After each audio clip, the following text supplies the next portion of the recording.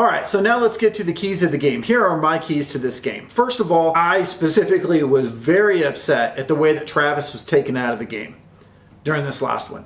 And as much as we want to hang every bit of our hopes on two players, which is Shedeur Sanders and Travis Hunter, I'm telling you right now, Shedeur Sanders is the key to our team. Travis Hunter is an awesome player, and without him, we are not as good a team. But I'm going to say this, without Travis Hunter in the game, it actually could make us harder to defend for Oregon, because at this point, they don't know who to key on, because they just saw in the last game that Michael Harrison has hands. They know that a 1,000-yard rusher that they haven't seen in well over a year could unleash holy hell on them. And we have 5 receivers over 100 yards that are going to be playing in this game. So we went from shut down Shedeur and shut down Travis to holy crap, we're going to have to spread our defense way thinner than we thought we would have going into this game. Now this opens the offense way up. I think that with Alton McCaskill coming in and with Javon Antonio coming in and with the receivers that we already have and with the running backs we already have and with Harrison now in the mix, we could open this offense way up, way more than we have in the past 3 games. I think this could be probably our best offensive game out of all of the games that we've played so far. And so that begs the question, the first initial question on offense, do we eat up the clock considering that we're going up against one of the best offenses in the country? Do we want to keep the ball away from them? Or do we just want to score points? Okay, do we just want to go and get every single point we can as fast as we can get it? Because it's going to be a horse race to the end. You know, possibly a 45 to 55 game or something like that. I'm going to go and put my old school hat on and I'm going to say that we've got to control the offense. We've got to control that line. We've got to control the time of possession because we have to take the ball away from Bo Nix and that running game. And to do that, we have to establish a running game of our own, which I think that we can in this one. So there's what I think. We need to get the ball out of Shedeur's hands within 2 to 3 seconds. And I'm erring on the maybe 2 seconds part of it. Their defensive line is absolutely freaking phenomenal. And Shedeur has been getting sacked at a rate that's a little bit scary. I don't see our offensive line really slowing down their defensive line very much more than we've slowed down anybody else. So we've got to get the ball out of Shedeur's hands quickly. Now, that said, a caveat to that is that of that 1,200 yards that Shedeur has passed for, 50% of those yards have been under duress. So he has been hurried in the pocket for 600 of those yards. He is just as good on the run as he is in the pocket, but in order to keep a healthy Shedeur, we've got to be able to control that, which means we got to get that ball out of his hands quickly. That gets us to crossing routes. So we need to get a lot of crossing routes. Basically do to Oregon what CSU did to us. Just dime them all the way down, 5-7 yards, 5-7 yards, 5-7 yards.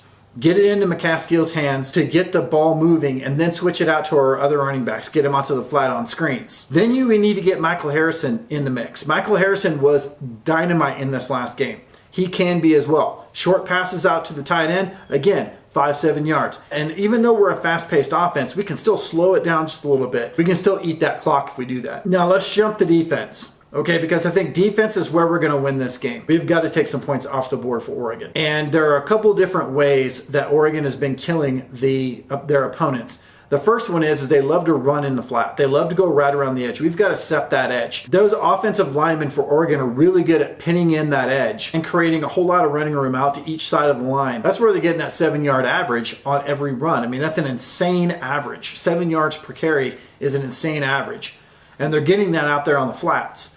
So we've got to set that edge. With Dominic, Walker, D-Mac, Taj, set that edge and really make a statement there. If we can do that, we can control the running game a lot better than their opponents have so far. Okay, here's what we're going to talk about Franklin, their wide receiver, Troy Franklin.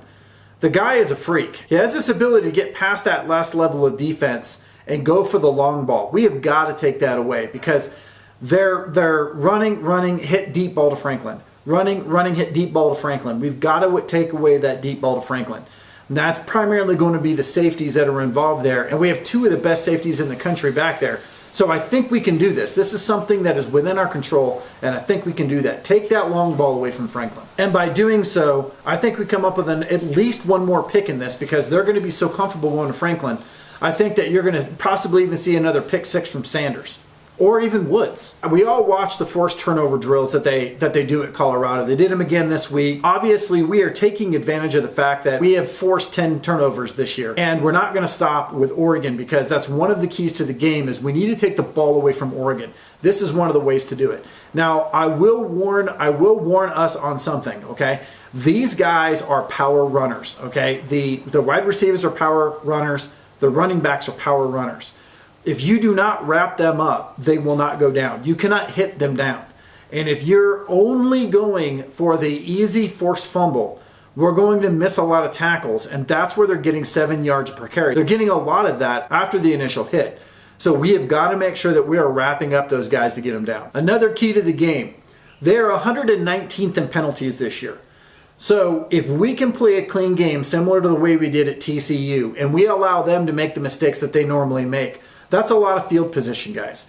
Don't ever underestimate a team that has a lot of penalties, because what that can do is that can set us up for good field position. It can take away and dissolve really good drives on their part too. We have to keep from making those mistakes on our own and allow them to do it. We got to play a really clean game. And here is my number one key to the game.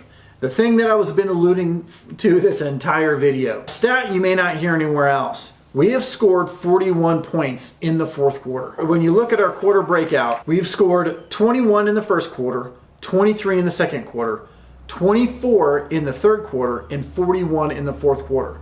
What does that tell you? That tells you that the thing that I've been talking about this entire season, which is the good teams at the University of Colorado take advantage of their altitude advantage. They take advantage of their conditioning. And then you add in the fact that we have one of the best conditioning and strength teams in the country. And you get a team that gets better throughout the game, or at very least stays even while everybody else falls off. Now, let's remember that when we go to Oregon, Oregon is at a very low altitude. So their stamina will be the same as anybody else's. When you go in, you're typically stronger at the beginning than you are at the end. But with us going down at sea level, increased red blood cells, increased oxygen intake into the system, we actually start to accelerate at that point. Now, that's not the only reason why we score a lot of points in the fourth quarter. A lot of it is our quarterback and the fact that Shedeur Sanders is a baller and he turns on the jets when he needs to turn on the jets. And our wide receiver core, their hands get stickier at the end of the game. I mean, whatever this is, the magic that happens in the fourth quarter, we double our points from the first quarter to the fourth quarter, meaning we score 21 in the first quarter and 41 in the last quarter. And that is the key to the game. And so you're saying, okay, so Chris, well, what about the opposing teams? The opposing teams have only scored 28 in the fourth quarter. That is a difference of 13 points. So almost 2 touchdowns difference in the first 3 games in the fourth quarter between what our defense gives up and what our offense actually creates. So if we can go into the fourth quarter, let's just say that we're going to be down in this game at some point. Okay, but if we can be down less than 14 points, we can come back, we can tie it, maybe going into an overtime. Okay, or we can score those extra 2 touchdowns and we can win this game. And that's what I predict is going to happen. Is I predict that we are going to win this by a small margin, and it's going to come primarily in the fourth quarter. And you're really going to see our athletes really start to shine in the fourth quarter like you have every single game this year.